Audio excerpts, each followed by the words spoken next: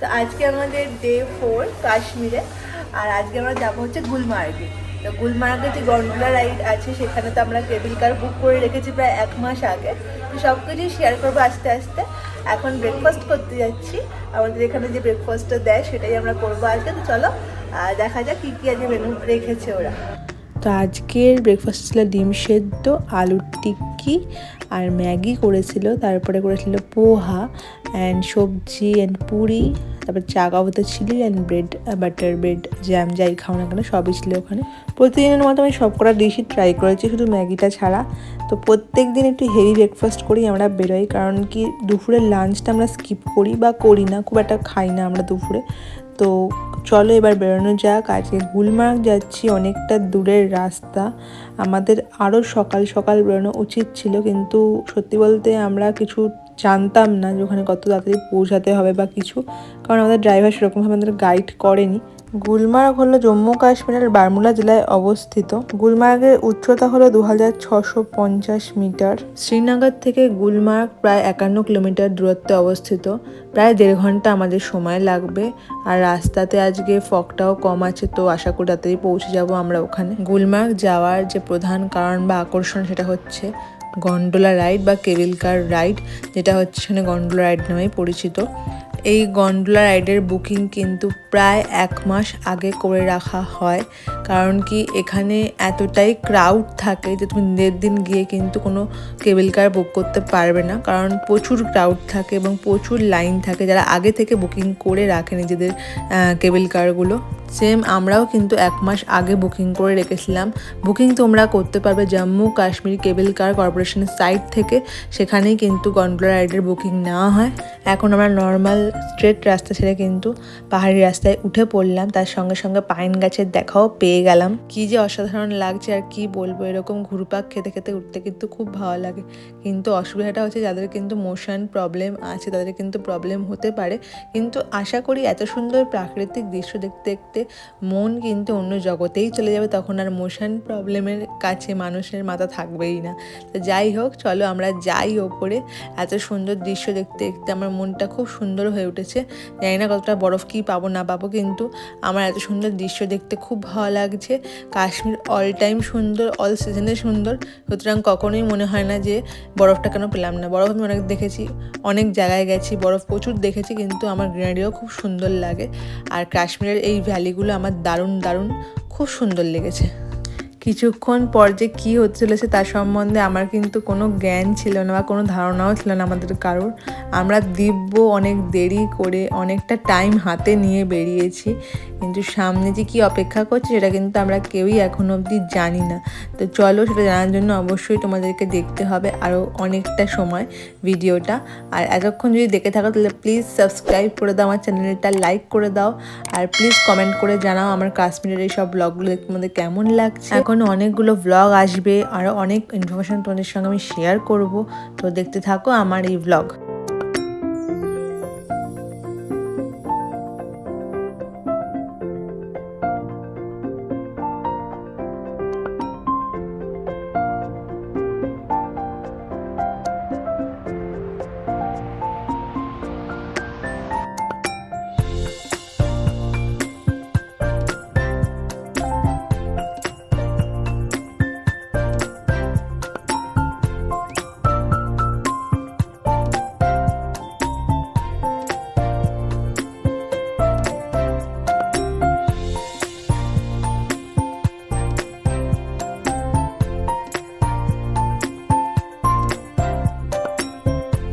তো আমরা গুলমার্গে চলে এসেছি। এখন আমরা নেমেছি গন্ডোলা রাইডের একদমই সামনে। এটা যদি একদম বরফের সিজন হতো, মানে একদম যেখানে বরফ এখানে সব জমে থাকে, তাহলে আমাদের অনেকটাই নিচে নামে দিত গাড়ি।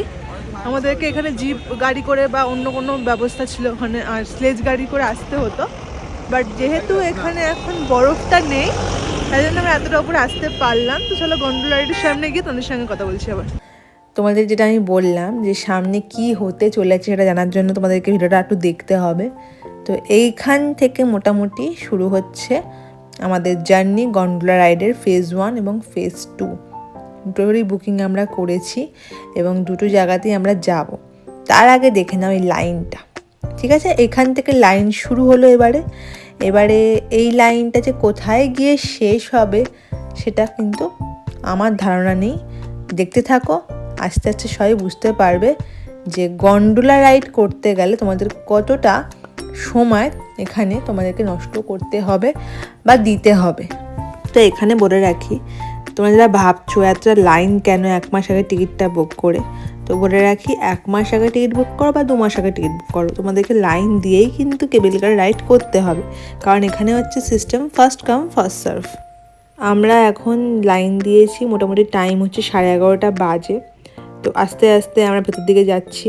আর এটা যে তাড়াতাড়ি করে দেখাচ্ছি, এটা কিন্তু অনেকটা লেন্দি প্রসেস নিয়েই হয়েছে। এই দেখো, আমরা ফেজ 1-এর সামনে চলে এলাম। প্রায় 2 ঘন্টা লাইন দিয়ে আমরা পৌঁছালাম ফেজ 1-এর দরজার সামনে, যেখানে আমরা কেবল কারের একটু দেখা পেলাম। তো ফেজ 1-এ টিকিটের ভাড়া হচ্ছে 800 টাকা। তোমরা ফেজ 2-তে নাও বা যেতে পারো, ফেজ 1 ঘুরেও চলে আসতে পারো। এবারে শীতকালে মানে যখন একদম বরফ পড়ে, স্নো টাইম, এখনও শীতকাল, বাট ডিসেম্বর থেকে স্নোটা পড়া স্টার্ট হবে এবং জানুয়ারি ফেব্রুয়ারিতে পুরো ফুল অফ স্নো থাকবে। তখন কিন্তু কি ফেজ 1 আর কি ফেজ 2, তখন তোমরা নিচে মানে যেখানে আমরা গাড়ি থেকে নামলাম সেটাই হচ্ছে একদম টপ পয়েন্টের মতো ভিউ লাগবে তোমাদের। তখন আর এই কেবল কার করে ফেজ 2 অবধিও তোমরা যেতে হবে না, নিচেই তোমরা প্রচুর বরফ পেয়ে যাবে। তো এই শুরু হলো আমাদের ফেজ 1-এর জার্নি। ফেজ 1-এর জার্নি ছিল মাত্র 15 থেকে 20 মিনিট।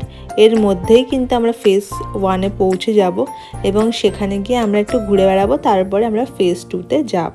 তো যেহেতু আমরা অনেকটাই বেলা করে এসেছি এবং অনেকটা বেলা হয়ে গেছে, মানে এখন বাজে ঘড়িতে প্রায় 1:30, তো তার জন্য আমাদের তাড়াতাড়ি করে ফেজ 1 ঘুরে আবার ফেজ 2-তে গিয়ে আবার ফিরেও আসতে হবে। কারণ 3:30-4টের পর থেকে কিন্তু কেবল কার এই সিস্টেমটা বন্ধ হয় এবং তখন কিন্তু ওরা সবাইকে আবার ফিরিয়ে নিয়ে চলে আসে। তো এই সব জিনিসপত্র আমরা জানতাম না, কেউ আমাদের গাইডও করেনি, তাই আমরা বেশ ধীরে সুস্থে নাস্তা পানি করে বেরিয়েছি। তার জন্য আমাদের তারা লেট হয়ে গেছে। তোমরা যারা চাইছো বেটার এক্সপিরিয়েন্স করবে, সময় নিয়ে ঘুরবে, তারা অবশ্যই কিন্তু 8টা 7টা এরম সময় তোমরা বেরিয়ে আসবে হোটেল থেকে গাড়ি নিয়ে একদম ডিরেক্ট গুলমার্গে। কারণ কি এই কেবল কারের যে রাইডটা, এর এন্ট্রি কিন্তু 8টার সময় ওপেন হয়ে যায়। তোমরা ফার্স্ট আওয়ারেই কিন্তু লাইন দিলে এত দেরি তোমাদের হবে না। দেখো আমরা ফেজ 1-এ চলে এলাম। এবার চলো এখানটা একটু এক্সপ্লোর করি, ঘুরি, তারপরে আবার ফেজ 2-র জন্য লাইন দেবো। এখানে একটা ইম্পর্টেন্ট আমি তথ্য শেয়ার করে থাকি। তোমরা যখন ফেজ 1-এর জন্য লাইন দেবে, একদম নিচে এখানে আমি লাইন দিয়েছিলাম এতক্ষণ, সেটা আমি বলছি এই জায়গাটা, সেখানে কিন্তু অনেক দালাল টাইপের লোক তোমাদের কাছে এসে বলবে যে চলুন আমি 5 মিনিটে ঢুকিয়ে দেবো আপনাকে আমি 10 মিনিটে কেবল কার রাইড জন্য মানে এন্ট্রি গেটের সামনে নিয়ে চলে যাব। ওদের কথায় কিন্তু একদম যাবে না, কারণ কি ওরা ভুলভাল জায়গা দিয়ে তোমাদের ঢোকাবে এবং পরে কিন্তু এন্ট্রি গেটে খুব প্রবলেম হয় বড় সড়ো, আর ওরা এক্সট্রা চার্জও তার জন্য নেয়। তো অবশ্যই ওদের পাল্লায় পড়বে না, দেরি হোক বা টাইম নিয়ে তোমরা কিন্তু এন্ট্রি গেট অবধি যাবে। তো ফেজ 1-এ আমরা একটু ঝালমুড়ি খেয়ে তারপরে আমরা বেরিয়ে পড়লাম ফেজ 2-এর জন্য, কারণ বেশি অপেক্ষা করা যাবে না। ফেজ 2 হচ্ছে আমাদের মেন টার্গেট, কারণ ওখানে একটু স্পেশাল ভিউ পয়েন্টটা দেখতে পাবো আমরা। তার জন্য আমরা বেরিয়ে পড়লাম বরফের আশায়। বরফ তো পাচ্ছি না কোথাও, তাও দেখি ফেজ 2 একটু বরফ পাই কি না, কারণ কি ওটাই লাস্ট আশা, না তো কোথাওই আমরা বরফ পাবো না। এখন নভেম্বর মাস, বাট কোথাওই বরফ নেই। এইটাও আমি জানতাম না নভেম্বরে কোথাও বরফ পাওয়া যায় না।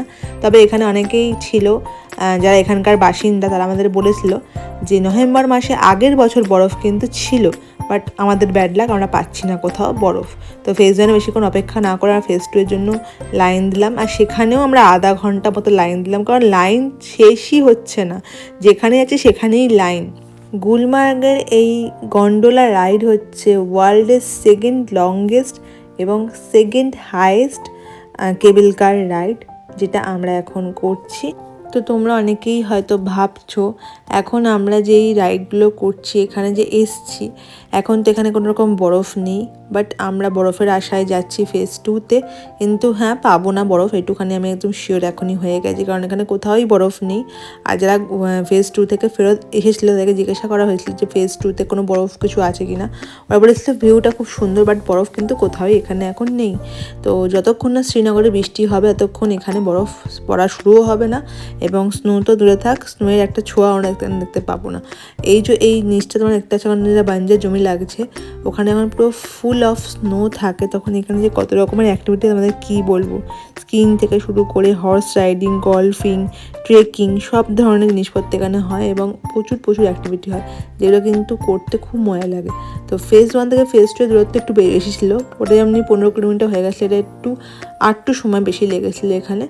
তো এত সুন্দর ভিউ দেখতে দেখতে আর আমরা মনে হচ্ছিলো মেঘের হয়ে ঢুকে যাচ্ছিলাম, কারণ মেঘটা খুব কাছ চলে এসেছিলো, কারণ আমরা অনেকটা হাইটে উঠছিলাম কেবল কার করে করে, আর খুব দ্রুত গতিতে উঠছিলাম। তো এই দেখো আমরা চলে এসেছি ফেজ 2-তে, অ্যান্ড এখানে মনে হচ্ছে আকাশটা আমার হাতের মুঠোয় চলে এসেছে। আর খুব সুন্দর ভিউটা, কিন্তু খুব সুন্দর, সত্যি বলতে ভিউটা খুবই সুন্দর। আর এখানেও চলো দেখি, ঘুরি, এক্সপ্লোর করি, অ্যান্ড তোমাদের সঙ্গেও সব কিছু শেয়ার করি।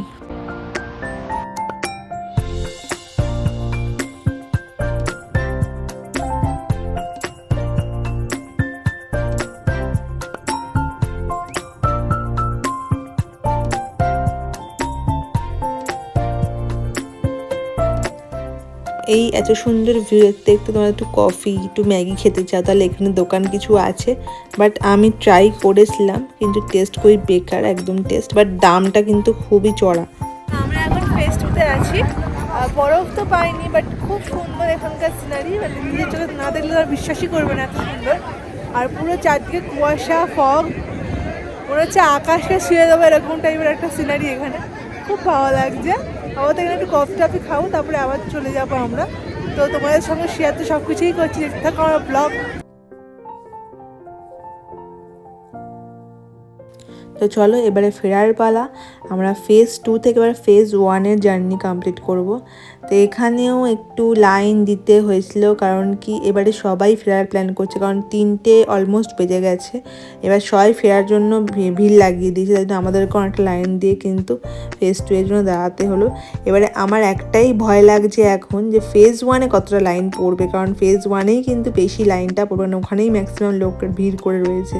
আর এই যে একটা দাদা আমাদের সঙ্গে উঠেছিল, কারণ আমরা 5 জন ছিলাম। তো ফেরার সময় 6 জন করেই ফেরার যাচ্ছিলো, কারণ কি কেবল কারের সংখ্যা একটু কমে যাচ্ছিলো, লোক বেশি হয়ে গেছিলো, সবাই ফেরার জন্য ব্যস্ত হয়ে পড়েছিল। তো উনি আমাদেরকে বলল যে যতক্ষণ না শ্রীনগরে বৃষ্টি হয় ততক্ষণ কিন্তু এইসব গুলমার্গ বলো বা সোনমার্গ বলো, ওখানে বরফ পাওয়া যাবে না। তো তার জন্য বেস্ট সময় হচ্ছে, বরফও পাবে এবং গ্রিনারিও পাবে, তার জন্য বেস্ট সময় হচ্ছে মার্চ এপ্রিল। তো এখানে বরফও থাকে আর পেহেলগাঁও বা সোনমার্গ গ্রিনারিও থাকে। কিন্তু যদি ফুল অফ স্নো চাও তাহলে কিন্তু জানুয়ারি ফেব্রুয়ারি একদম বেস্ট সময়। তো যাই হোক, আমরা এবারে ফেরত যাচ্ছি, অ্যান্ড এই দাদাটা ছিল এখানকার একদম লোকাল লোক, তার জন্য আমাদের এতটা ইনফরমেশান শেয়ার করতে পারলো। তো চলো এবারে ফেজ 1-এ তো যাচ্ছি, বাট ফেজ 1-এ এই না কতটা লাইন পড়বে। এই দেখো আমরা ফেজ 1-এ চলে এসেছি, অ্যান্ড ফেজ 1-এ বেশিক্ষণ থাকা যাবে না। আমরা ভেবেছিলাম যে ফেজ 2 থেকে ফিরে এসে ফেজ 1-টা ডিসকভার করবো, বাট সময় নেই, কারণ ওখানে ওদিকে অনেক ভ্যালি ট্যালি ছিল, বাট যাওয়ার একদমই সময় নেই, কারণ ফিরতে হবে। তো আমরা কি করলাম, লাস্ট অবধি আমাদের পায়ে এত ব্যথা করছিল, মানে সারাক্ষণ ওই লাইনে দাঁড়িয়ে এত ব্যথা করছিল পা, তোমরা ভিডিওতে কতটা বুঝতে পারলে আমি জানি না, কিন্তু আমাদের আজকে প্রায় 2 থেকে 3 ঘন্টা বা তারও বেশি হয়তো দাঁড়িয়ে দাঁড়িয়ে লাইন দিতে হয়েছে। ঘুরেছি খুবই কম এই কেবিল কারের চক্করে, তাই পা ফানা খুব ব্যথা করছে আর ফুলেও গেছে পা এতক্ষণ দাঁড়িয়ে দাঁড়িয়ে। তার জন্য আমরা এক্সট্রা কিছু টাকা দিয়ে দালালদেরকে আমরা ফেরার প্ল্যান করলাম, কারণ আর কারোর পক্ষেই এতক্ষণ লাইন দেওয়া সম্ভব নয়। আর যদি ফেজ 1-এ লাইন দিতাম তাহলে এখনও আমাদের প্রায় 1 ঘন্টা দাঁড়াতে হতো। তার চেয়ে ভালো আমরা 10 মিনিটের মধ্যে আমরা কেবিল কারে করে চলে এসেছি। তার জন্য আমাদের এক্সট্রা 2500 পে করতে হয়েছিল একটি দালালকে। তো চলো এখন চলে এসেছি একটা রেস্টুরেন্টে, কিছু খাবো। এটা সেটা আখরোট গাছ, এটা আমাদের রেস্টুরেন্টের ভেতরেই ছিল। তো এখন একটু খাবো, কিন্তু খাওয়াবো কি সেটা আমি জানি না, দেখতে হবে কিছু খাবার। এখানে দেখলাম যে ওয়াজওয়ান পাওয়া যাচ্ছে, বাট ওয়াজওয়ান আমরা এখানে ট্রাই করিনি। তো এবারে এখানে ট্রাই করেছিলাম আমরা ফ্রাইড রাইস আর চিলি চিকেন, যেটা সিম্পলের মধ্যে পেট ভরা খাবার। এটাই খাবো, অ্যান্ড খেয়ে আমরা হোটেলে আজকে ফিরবো। আজকে খুব টায়ার্ড, আমরা ভীষণ টায়ার্ড। তো আমরা কিন্তু ফিরে এসেছি অনেকক্ষণ আগেই, কারণ একটু ফ্রেশ হয়ে গেছি, কারণ কালকে আমরা এখান থেকে বেরিয়ে যাব শ্রীনগর থেকে পেহেলগাঁওয়ের দিকে। তো তার জন্য এই হোটেলটা ছাড়তে হবে। তো আজকে আমাদের এখানে লাস্ট ডে আছে, তো ডিনারটা করে নেবো তাড়াতাড়ি করে, আর তাড়াতাড়ি ঘুমিয়ে পড়বো, সকালে তাড়াতাড়ি করে উঠে আবার যেতে হবে, অনেকটা দূর রওনা দিতে হবে। তো চলো দেখা যাক কী করেছে ডিনারে। আজকে মেনুতে আছে রুটি, স্যালাড, কাশ্মীরি পোলাও, তার সঙ্গে পনির, তারপরে মাশরুম, একটা ডাল ছিল, দেন কাস্টার্ড ছিল, অ্যান্ড দেন চিকেন ছিল। তো ডিনারটা কমপ্লিট করবো অ্যান্ড আজকের ভিডিওটা আমি এখানেই শেষ করব। দেখা হবে আবার নেক্সট ভিডিওয়, পেহেলগাঁওয়ের ভিডিও দেখা হবে তোমাদের সঙ্গে আবার। তো গুড নাইট, বাই বাই, সবাই ভালো থাকুন, সবাইকে খুব ভালো রেখো।